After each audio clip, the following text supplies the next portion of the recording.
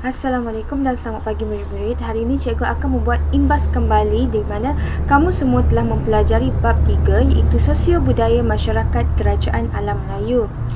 Dari segi sosio-budaya masyarakat kerajaan alam Melayu, kamu telah mempelajari dari segi bahasa dan juga tulisan iaitu meliputi Kerajaan Funan, Kerajaan Champa, Kerajaan Sriwijaya, Kerajaan Angkor, Kerajaan Majapahit dan Kerajaan Kedah Tua. Yang kedua adalah dari segi persuratan, yang ketiga dari segi seni bina dan yang keempat adalah struktur sosial. Okey, jadi cikgu akan teruskan kepada pembelajaran kita pada hari ini iaitu dalam bab 4.1 iaitu agama dan kepercayaan masyarakat di Kerajaan Alam Melayu. Okey, sebelum tu cikgu akan terangkan kepada kamu semua mengenai objektif pembelajaran di mana di akhir pembelajaran nanti diharapkan kamu semua boleh menerangkan agama dan juga kepercayaan masyarakat Kerajaan Alam Melayu. Okay. Jadi, apakah itu agama dan kepercayaan? Okey. Yang pertama adalah agama merupakan suatu sistem yang berkaitan anutan, keimanan, penyembahan terhadap Tuhan. Yang kedua adalah kepercayaan yang merupakan pegangan yang diyakini dapat menjadi panduan dalam kehidupan. Jadi, masyarakat di Kerajaan Alam Melayu mempunyai agama dan juga kepercayaan sebagai panduan dalam kehidupan mereka. Pemerintah Kerajaan Alam Melayu adalah penting. Kenapa? Bagi memastikan pengukuhan dan kelangsungan agama dalam kerajaannya. Seperti yang kamu lihat, terdapat dua kepercayaan awal di Kerajaan Alam Melayu iaitu yang pertama adalah animisme dan juga dinamisme. Okey, animisme merupakan kepercayaan bahawa setiap makhluk hidup dan tumbuhan memiliki ruh atau semangat. Kepercayaan animisme ini berkait rapat dengan kepercayaan terhadap makhluk halus dan penyembahan roh nenek moyang yang meninggal dunia dipanggil hyang. Bagi kepercayaan dinamisme pula merupakan kepercayaan terhadap kekuatan dikenali sebagai mana atau semangat. Sebagai contohnya adalah dalam upacara pemujaan semangat tanaman. Jadi, mengapakah animisme ini berkait rapat dengan kepercayaan terhadap penyembahan roh nenek moyang? Hal ini disebabkan oleh dengan penyembahan roh nenek moyang adalah penting bagi memastikan keluarga yang masih hidup mendapat kebaikan atau menghindar kesusahan di dunia. Selain itu, mengapakah dalam kepercayaan dinamisme melakukan iaitu upacara pemujaan semangat tanaman adalah kerana untuk mendapatkan hasil tanaman yang subur dan juga banyak. Jadi seperti yang kamu lihat iaitu dalam penyebaran agama Hindu, Buddha dan Islam sebelum abad ke-15. Agama Hindu dan Buddha sebelum Masihi mempengaruhi kehidupan masyarakat Kerajaan Funan, Champa, Sriwijaya, Angkor, Majapahit, Kedah Tua dan Gangga Negara. Agama Islam muncul pada abad ke-7.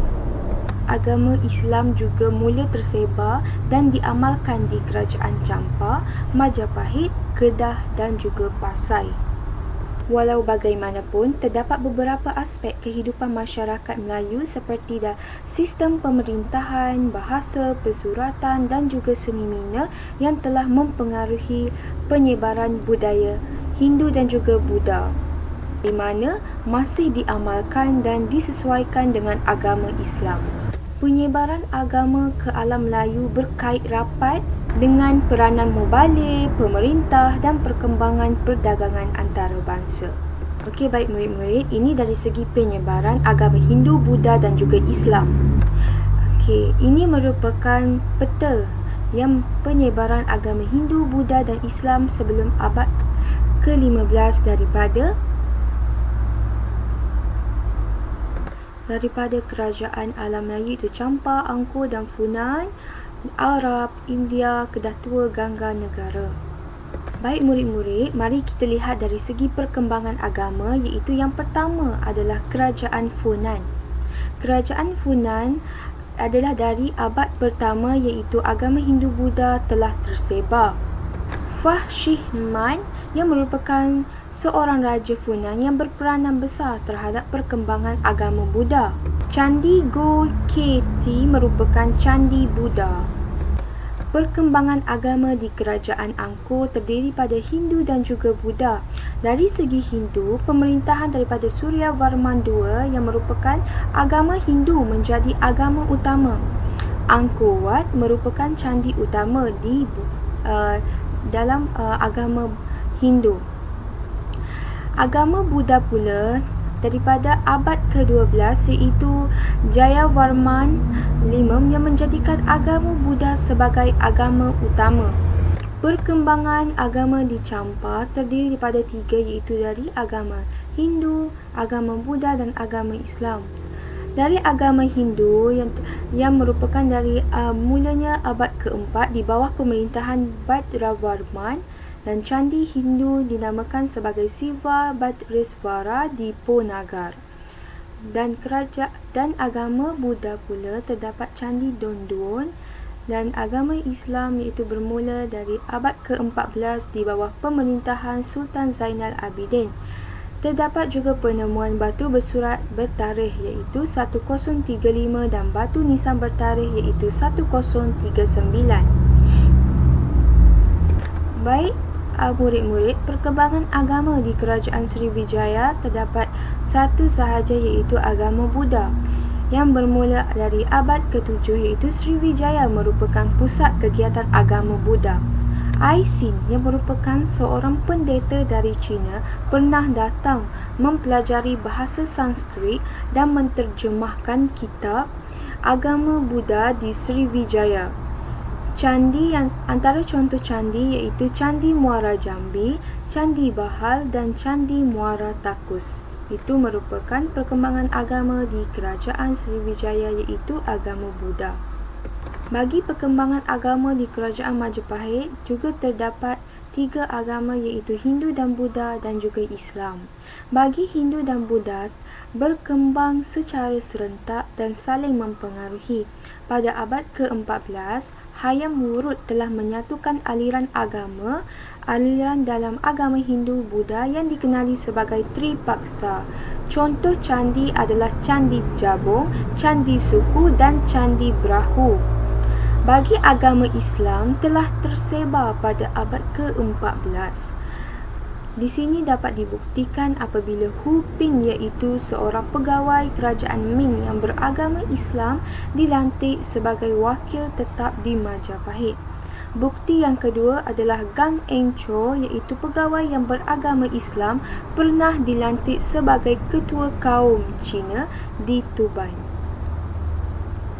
Walau bagaimanapun, setelah kerajaan Majapahit runtuh, kerajaan Demak muncul dan menjadi pusat pengajian agama Islam tersebar di Jawa pada abad ke-16.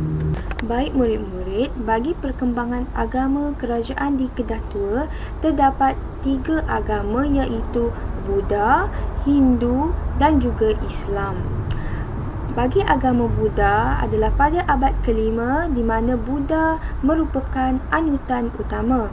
Bagi agama Hindu adalah agama selepas Buddha dan bagi agama Islam adalah pada abad ke-12 di mana pada tahun 1136 Maharaja Derbaraja II iaitu pemerintah Kedah ke-9 telah memeluk agama Islam.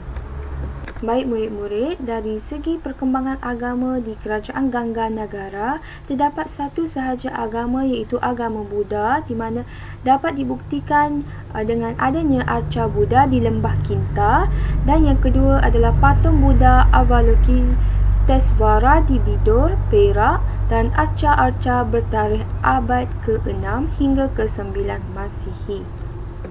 Baik murid-murid, kamu telah mempelajari agama, konsep agama dan juga kepercayaan, dan juga kamu telah mengenali perkembangan agama dari segi kerajaan-kerajaan tertentu. Dan pada ketika ini cikgu akan membuat rumusan mengenai pembelajaran kita pada hari ini, di mana yang pertama adalah kamu telah mempelajari konsep agama dan juga kepercayaan.